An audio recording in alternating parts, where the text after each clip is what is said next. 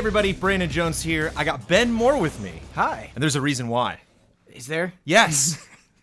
I have come here to tell you about SEGA Atlus games. Wow, this is exciting. Yes. I'm curious to see how they hit you, man.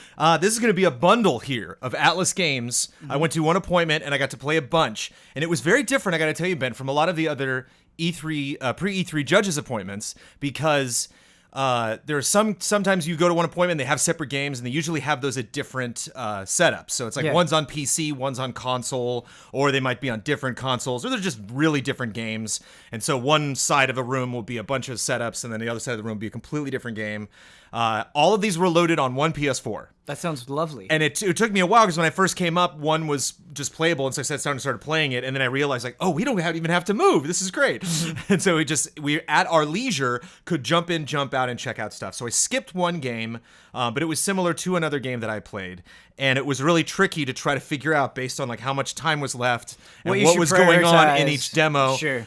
So what's unfortunate is I didn't really get it, like a good meaty chunk of all of these games. But I'm going to start with the game that I think I was most curious about, that I enjoyed the most out of all of them. We'll get to Yakuza in a second. I love Yakuza, nothing against Yakuza. But I've always been really curious about Valkyria, the Valkyria Chronicles franchise. And I got to play Valkyria Chronicles 4 in English. And that is awesome. My first thing that surprised me is they swear a lot. It's war. Well, it's war, but there's no gore, there's no blood, there's no, and I think that's one of the reasons why I was always not really drawn to it. And that sounds terrible, as like, I like lots of entrails in my war games. Yeah. But it is kind of, I don't know, just careful, safe. Like I definitely, from the times you've spoken about it and the reviews that I have read that you've written, that Damiani has written about that franchise, definitely talk about how emotionally invested you get in these stories, and especially these characters. And it was a bummer, because I didn't have a time to really soak up the story. I really wanted to get into the missions, so I was just like skip on a lot of the cutscenes going into that, and there were plenty of those. I will tell you that. I was skipping a lot of stuff. That sounds bad. That sounds like something that you think is potentially a criticism, that is too much. Just for an E3 demo. Sure. For something that I'm trying to get a little taste of. There was a lot of character introduction. On the surface, it looks kind of careful and cute and colorful, and the two battles that I played were in the daytime, and so it was kind of bright and cheery, in my opinion, for war. Yeah. But I definitely got a ton of attitude from the characters, a lot of differing opinions about the nature of war. So I enjoyed the cutscenes that I did see. It definitely does have an edge to it, and one of the things I appreciate is the menu is set up that looks like a scrapbook. Yes. So when you're going through all of the missions, not only can you go revisit previous missions, obviously, because as you go through the game, especially for me, if this is my first game, I'm sure about halfway through the campaign, I'd be like, I'm going to go back and play all these missions again, because I'm so much better at this game now. And I understand, like, when I see something at a distance, like whether I should get away from it or attack it, or how to set up my strategies. And so I like not only replaying the missions, but replaying the cutscenes as well, in case I miss something or a character comes back and I'm like, I don't remember that character. So sure. I just wanted to comment on the seeming cute on the outside, but you were surprised by the things that were coming out of their mouth. That's the thing about anime. Often looks safe, usually is not. Right. But talking about I'm no stranger to blood and anime together. Sure. And they're definitely, as far as the actual violence in this game, they definitely take a step back, from showing characters just kind of vanish when they, are destroyed. And, right. What I wanted to say about the menu, though, that was something that struck me about Valkyria Chronicles 1 as well, is how everything had a nice presentation to it. There was, like, everything kind of carried that storybook vibe. And Valkyria Chronicles 1 looked really impressive to me, especially at the time of its release. Do you think the style still does a lot for 4 here? Like, was it striking to you? Yes. I don't know if striking is the right word. It was consistent. It was clean. It was people put a lot of work into this game. This game is a complete package, and it really presents itself well. And so I think if you look at this and you can figure out, okay, this style is not for you, there might be other things that would interest you going into that, but I think that is potentially a red flag. I think you can sense like, okay, this, especially if these types of strategy games are not necessarily your cup of tea, because from what I can tell from missions that you and Damiani have described in other Valkyria games, it can get really tricky. It can. There can be parts where they really try to deceive you of really what are you looking at and how is that battle unfolding, and that can be something that can frustrate me when I play real-time strategy games, where I'm just like, I didn't know that threat was coming from over there, or even tower defense sometimes can be like, haha, like, you didn't know this was coming, time to replay the level again. I want to touch on the different objectives that they throw at you, but was the voice acting good? Because you were hearing in English. Okay. Yes. Because that's going to be a big thing. Yes. Especially if they're going to be talking a lot, you don't want to have very groan-worthy dialogue accompanying that. No, that was, and I lamented having to skip a lot of the cutscenes to be like, okay, I've been listening to these people for 6 minutes. I only got 40 minutes to play all these things. Let me just hustle to actually like get into the mission.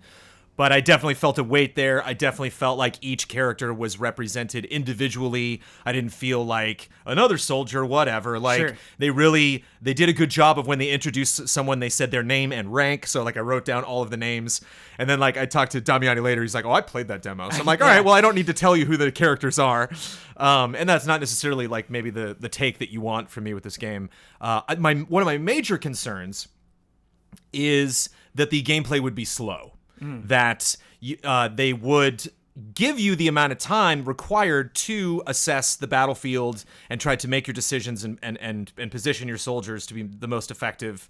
But you kind of have to fall in love with that slow pace because that's just kind of the nature of the beast. And I was surprised how quickly things moved along, how quickly the enemy's turn took, how quickly, how natural it felt to run and get to cover and switch to a perspective where I could see, depending on what it was, like a sniper or a more like demolition class or just kind of a more well-rounded soldier. I really got the sense of like where things were and what they could see and what they could reach from their individual perspectives. It's a huge difference moving around in that 3D environment and actually taking cover and actually aiming, as opposed to just like moving around a grid, these little tiny characters. Yeah, I agree. It adds so much. So I think that's the thing for me.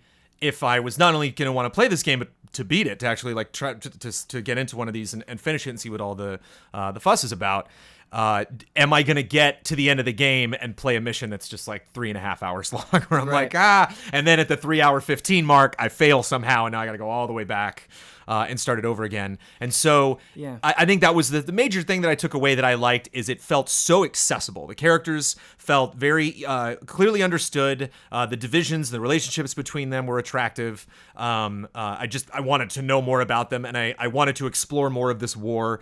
And like I said, just the accessibility of the scrapbook. Not only is each cutscene, you can rewatch, but they're also listed so you can kind of go back and get a sense of what happened in what order.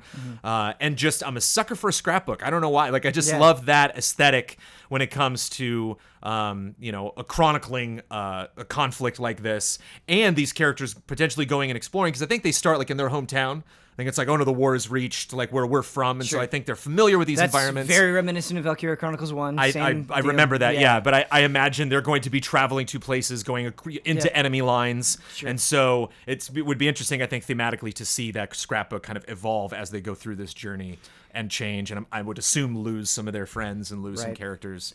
And it was awful because stakes is a huge thing with this game. You don't want to like I'm just gonna put him out in the field and see what happens. You don't want to put somebody into harm's way. And I'm just playing a demo, so I was like, I was really like run and gun. I'm like, take that, tank. Like, but it was fun. I really liked it. I was surprised. This is a franchise I thought I could write off, not because I didn't like it, but because there are so many games to play.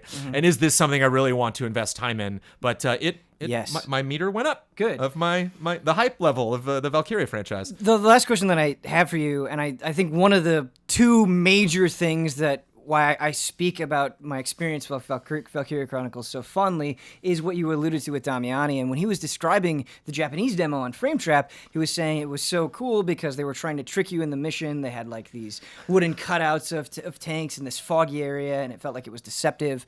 Did you feel like the mission itself that you were engaging in was interesting? Was it were they throwing unexpected things at you, and what did that stuff look like? Not so much unexpected because I only had Damiani had much more time with the demo, and I think I played the same demos. I think I could have got that far, but I wanted to get to Yakuza. I wanted to get to Shining Resonance Refrain, which we will talk about very shortly.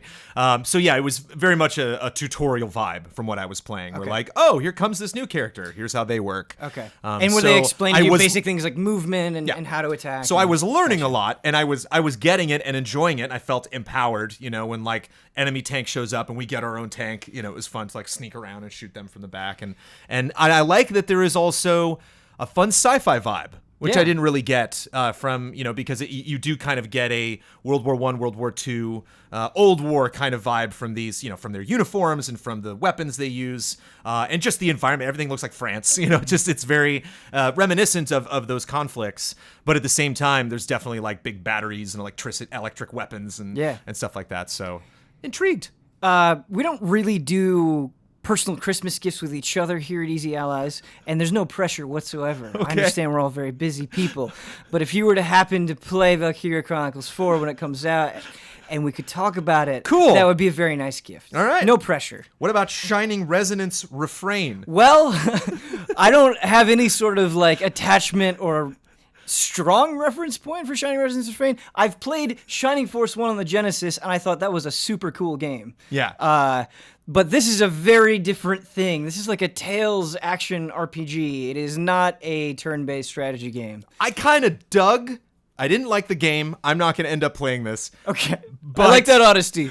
I just have to be straightforward because it's just not my type of game. But I loved the opportunity at Judges Week to play it. I loved, like looking at all of these games and booting this game up and being like, all right, 15 minutes, let's do it. Let's jump into these games that have so many qualities that I don't necessarily like, that are that there is a specific genre of Japanese action RPGs that are like this. So very tunnel-like environments. So not a lot of detail, just kind of like going around a big circle, going down a staircase, loading screen, going through another hallway. I think something that should be said is this is like an ultimate or extended edition of a PS3 game that came out in 2014. Okay. So it's older. Okay. In its origin. Nice. So the classic cutout conversation. Yeah. Where it just kind of fades, does a little 50% opacity on the background, and then whoop, characters come in. So it's like, where are we when we're having this conversation? I don't know. Yeah. And you have a main character who doesn't want to fight, is very averse to really harnessing his true power. And I'm like, I hope we see that true power before this demo ends. And sure enough, we get to this boss fight. He unleashes himself, transforms into a dragon, goes flying off. His two compatriots jump on him, and they take off. I did like the difference in characters. You start out with him, or you start out with someone going to rescue him. She's more melee focused. And then you get someone later on who has bow and arrow. She does more ranged. So they introduce you to these... And that's your character. Well, they introduce you to these three characters separately, and then they all team up at the end and get to do a boss fight with these three characters. And so there is a part of me that does enjoy that. I do like having to control one character and then having other characters just running around kicking butt, like Kingdom Hearts style. Did you feel like there was some semblance of complexity in the combat? I mean, do you really feel like you had to use the unique abilities of all of these characters to get through battles, or was that hard to gauge in the demo? I was surprised we were going up against a giant dragon for the boss fight. I was like, oh no, I don't know because when you describe some battle systems in RPGs, even something that I was very interested in and just didn't have time for, like Xenoblade. Yeah. I'm like, wow, that sounds like a lot to remember. I don't know if I could retain that, or if I just have they can get overly complex. Experience in my youth going into that. But this was not what I would call a hard demo. This was definitely just, it was fun. I definitely felt powerful, and I was definitely knocking soldiers back, going through this temple and this rescue. But this is there's a lot of things about this game that are not necessarily my cup of tea. Just kind of like a really I wouldn't say overacted maybe I will. Sure. Just like a really big, like, oh, he's a dragon, like a lot of those moments. And I'm like, okay, I'm not necessarily, as opposed to something like Valkyria, which is really grounded, very much talking about things that, I have not served in war, but I can resonate with the youth of these characters having to get into this conflict. It tugged on you a little bit more. And then, got kind of more of a Phantom Menace vibe, from Shining Resonance, with just lots of like, politics and you're a prince and you shouldn't have this ability, or you're royalty, or like, oh no, this villain shows up and we're just automatically scared of them. And it's like, I just don't get automatically scared of villains. Like, I need a little bit more information. That's fair. But I definitely appreciated the opportunity to check this out. It was the effects were certainly pretty, very colorful game, and I enjoyed my time with it. But do you think I would enjoy this game? I don't know. I think you would be curious. I think depending on if we were to get a code for it or something, I could see you maybe streaming a couple hours of it just to get a sense. Sure. Did you play the game on PS3? Do you have any experience with No, so that didn't come out over here. What? Ah. Yeah, so no, I didn't I wasn't aware of its existence until they said, hey, this thing called Shining Resonance Refrain, that's the name of the title, is coming out in the West. And the worst thing I could say about this game is it's just not my cup of tea. Yeah, the thing for me is... And I wouldn't expect it to be. I just, again, was going to many, many different events at Judges Week. And so I saw this list of games, and I was like, this is great. I'm excited to dip into these things, because these are not the types of games I usually play. I probably wouldn't be interested, and I'd probably pass it over, but it's this weird position where the series that it's connected to, I've really liked Shining Force a lot, and so it's like, okay, that was a long time ago. What are they doing here? Is this evoking any sort of similar sense, despite how far apart it is, despite it being completely different genres? Like, that little connection is enough to somewhat interest me, I think. Very linear demo also from what I played, so I'm curious if it kind of opens up, because I imagine them showcasing these three characters and showcasing how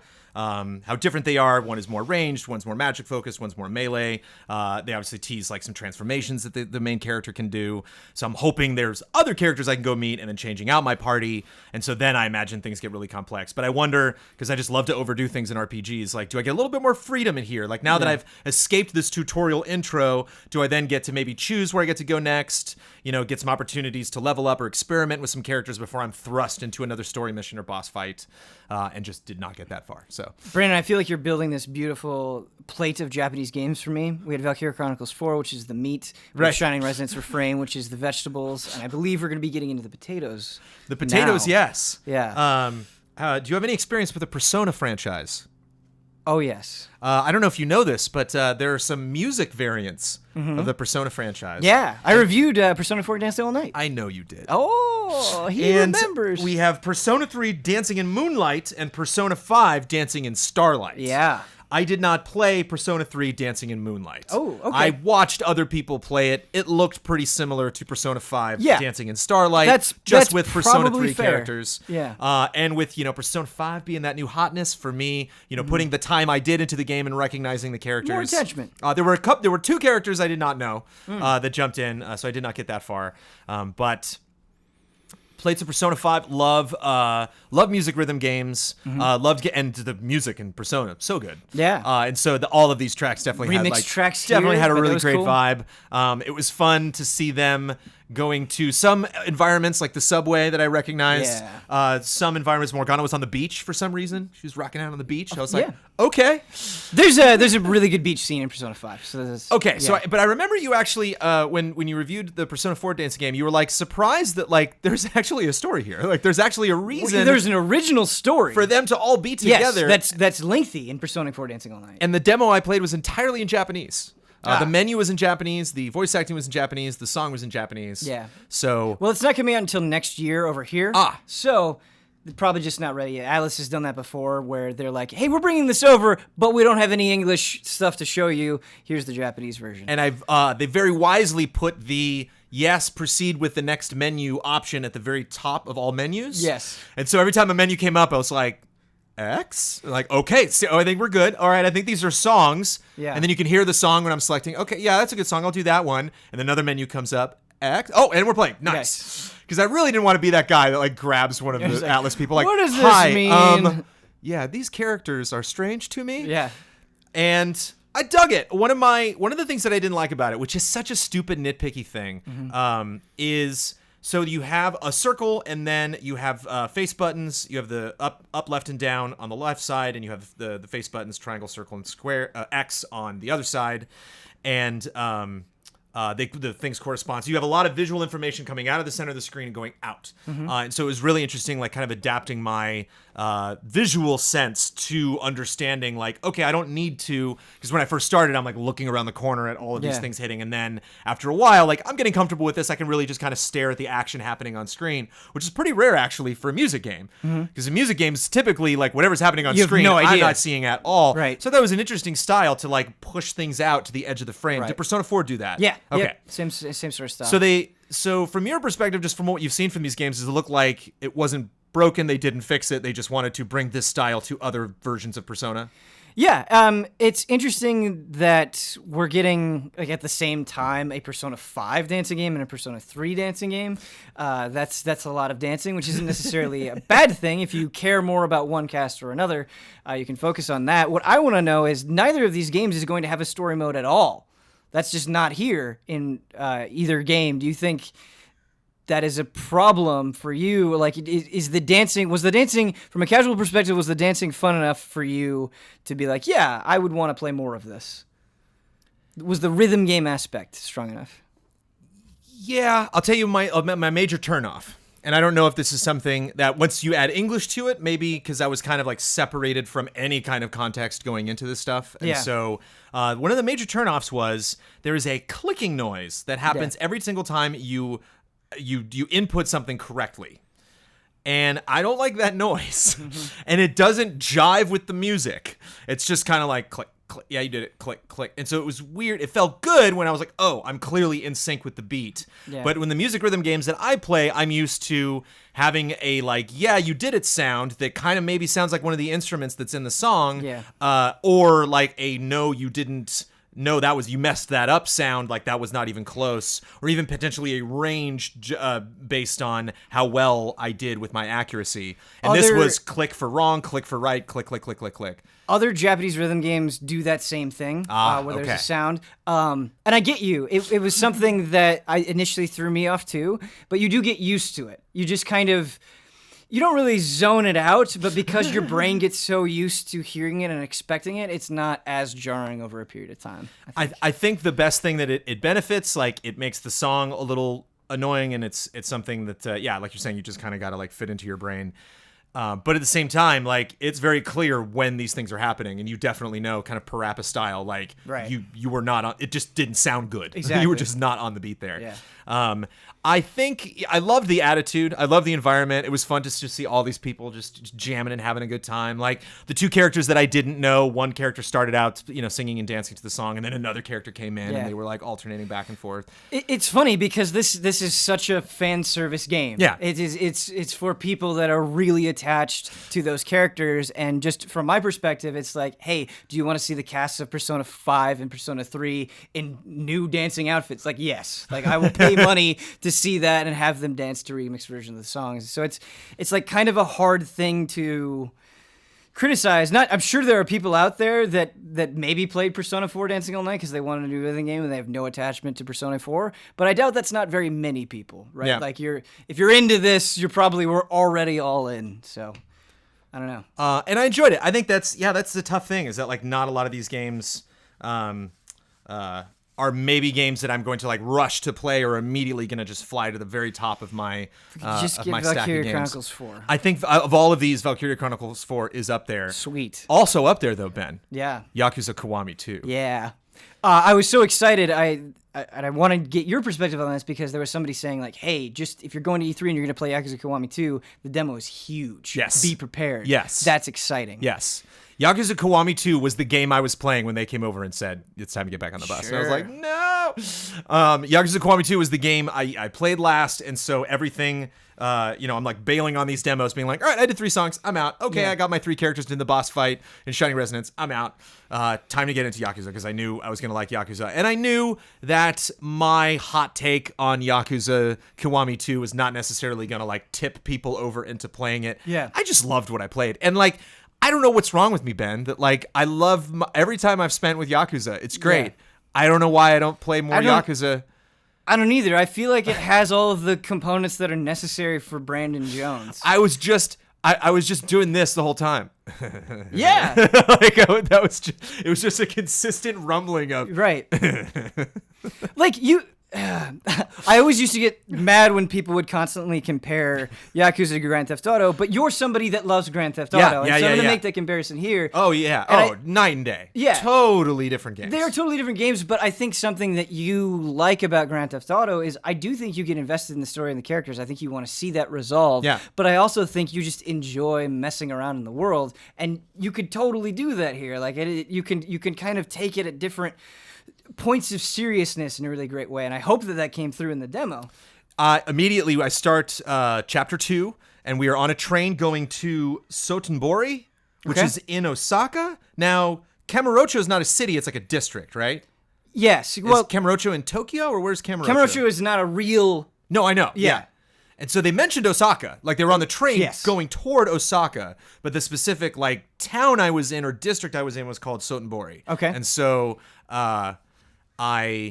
so I was wondering like, okay, the Osaka thing is real, but I don't know if Sotenbori is real because I remembered Kamurocho is not real, so I'm like, maybe this is just their made up district. Sure. And so he was far from home. He's going on this train and talking with a friend of his as they go there and talking about their past and like their nervousness to go and have a meeting with this other clan, and you know he's like, I got a pass from them and I had a harsh lesson, and just like 2 minutes of story and I'm already like, these characters are great. I'm so invested in how serious this is and how clearly how much story, even with just doing Kiwami 2, which is now the third in the series because they added 0. So there's 0, Kiwami, which was a remake of 1, and then Kiwami 2, which is a remake of Yakuza 2. Yep, you got so technically this is Chapter 3 in the timeline as it stands right now. Yep. And so even just 3 chapters in, it's like, wow, okay, clearly there's a lot going on. I don't know if this is just lore that's introduced in this game or if this is a character that I would have recognized. Right. But I love, get off the train. My partner's like, okay, I'm going to go do something else. You're on your own. I make 5 steps, and the guy's like, hey. Yeah. Like, why me? Why? What is it about him that just exudes kick my ass? Well, what's funny about it is... Are they picking fights with, like, moms buying, like, diapers? Hey, you! I love all the different reasons they come up with for picking a fight with Kiryu. It's like, I don't like the way you look, or just the way you walk pisses me off, and just reading those little tidbits before you get in the fight, and then you kick their ass, and they give you money, is really good. Because when we played Yakuza 0, I was actually able to travel a lot. Like, I remember us running around the city to go do specific things, and I was not interrupted a lot by enemies. And so we jump in, and I'm like, gosh, I'd love to get in some... And then he's like, hey, I'm like, oh, here we go. It wasn't, that first skirmish that I got into wasn't particularly difficult. Got to pick up a bike, slam it over somebody's head, got to do all the fun stuff. It was great just having like people like, I'm just doing shopping. I don't want any trouble. I don't want to get involved. Right. Seeing people in the background, like looking. And almost got kind of like an adventure game vibe from the next part where like I went into a... bar I needed to get in to have a meeting with somebody, and then but I had to get a special pass to go upstairs into that club, and so then I had to go back and meet somebody else, and then he was gonna go talk to somebody, and then that person was gonna get me back into the club, so then I go back into the club, and now I can get up. So like, yeah, it just felt almost kind of like point and click adventure style, like doing these little tiny story beats, but then really showing like you can't just immediately step into this lifestyle. Like there are things that you have to do, trials that you have to overcome before you're accepted by these people and so it felt kind of posh, like being up in this this club, and very long cutscene ensued, but unlike Valkyria, where I'm just like, okay, I want to get to the gameplay. I'm like, I'm soaking this up. This is great. Because you have this other group, and you have the Dragon of Kansai, who's with this group, blonde guy, who has, I'm watching the trailers from Kiwami 2, very heavily featured, lots of fun fights coming up with him. He's got his crew. He's mistreating women. He's being pushy with the staff. Mm-hmm. He's just doing whatever he wants. And Kazuma's got like a date with him or someone at the club who is spending time with him, and Kazuma starts to like talk back to the dragon, and she's like, "What are you doing? Right. You know, like you don't know who that is. You don't mess with him." And like I think I really got kind of stung in that moment of like, I could really get into this if I'm just constantly feeling this vibe of people being like, I worry for you. And it's like, you don't need worry. to. Yep. I got this. Yeah. And just it's like when the bad guy, and you can see it in the trailer too, when one of his like henchmen runs up and smashes a bottle over Kazuma's head, and he's just like, why'd you do that? I think it is really something to make a upset me. character and carry them over so many games, and he still has the same presence that he did when you first encountered him. And just you saying that, I'm like, yeah, Kiryu really is an ultimate badass, and that's cool. So this guy, owning a bowling alley or changing his costumes out, like, I think I could get into this. I don't know if Kiwami 2. I think Yakuza 0 is the one that I really need to go back. That's really and spend a lot of time with. That's the one that I always recommend people start with. Yeah. For a lot of reasons. I think it's just there's so much to do. Spending so much time with Majima. He's such a great character and he's so important to the rest of the franchise. It's really good. I think they just got better at storytelling over time, and I think the storytelling in Zero is some of the strongest that I've seen Yakuza. But Kiwami 2 is interesting for me because Kiwami 1. I played most of the PS2 version, and so comparing the PS2 version with Kiwami was really interesting to see everything that they changed and what they added. I haven't played Yakuza 2. My first Yakuza was 3, and so going back, I'm just going to play this remastered version, so I wonder, like, how the story's going to grab me, to learn about what they changed from the PS2 version. And it's crazy that pretty soon we're going to have all of the mainline Yakuza games in some form on PlayStation 4 on one platform. Like that's pretty wild. So, but yeah. So I played an embarrassingly short amount of this game. Like I was sad when they came by and said, okay, we're all loading up in the bus and going off to another appointment to play other games. I wanted to spend more time with this. And I apologize to you, Ben. I apologize to our community for not spending as much time with the Yakuza franchise as I clearly should have. I think Huber and myself will make up for that. I enjoyed every moment of playing that demo. I really had a good time. And that's something that I would like to go back to. Brandon, what you just described, though, is something I think is important because so many times, more than any other series, I can't speak for Huber, but for myself, people are always like, hey, I'm interested in Yakuza. What should I play? What should I play? What should I play? And you just sitting there kind of relishing in Kiryu's badassery is like, don't overthink it. Like, there's a lot of fun to be had regardless of what you're playing. And so, while yes, I would recommend playing Zero, just play something and have a good time. I jumped into Chapter 2. I was introduced to characters I had never experienced before, and I was into it. I was like, this is great. I totally understand what I'm doing here. The objectives were very clear. Go here, do this. But there was also a little bit of freedom. It's its own very particular type of game. So, yes. I hope, because in 2016, Huber and I were talking about Yakuza 0. In 2017, we were talking about Kiwami and Yakuza 6.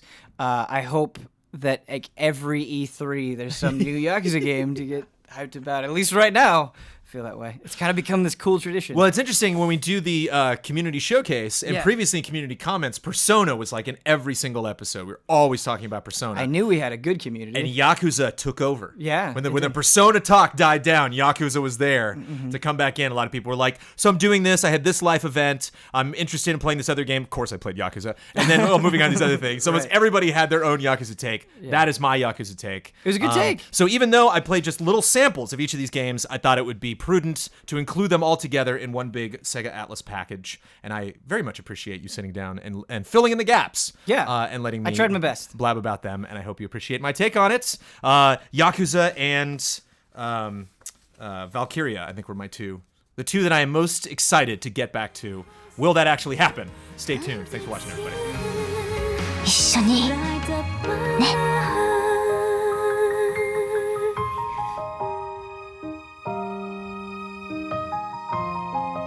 戦場のバルキュリア4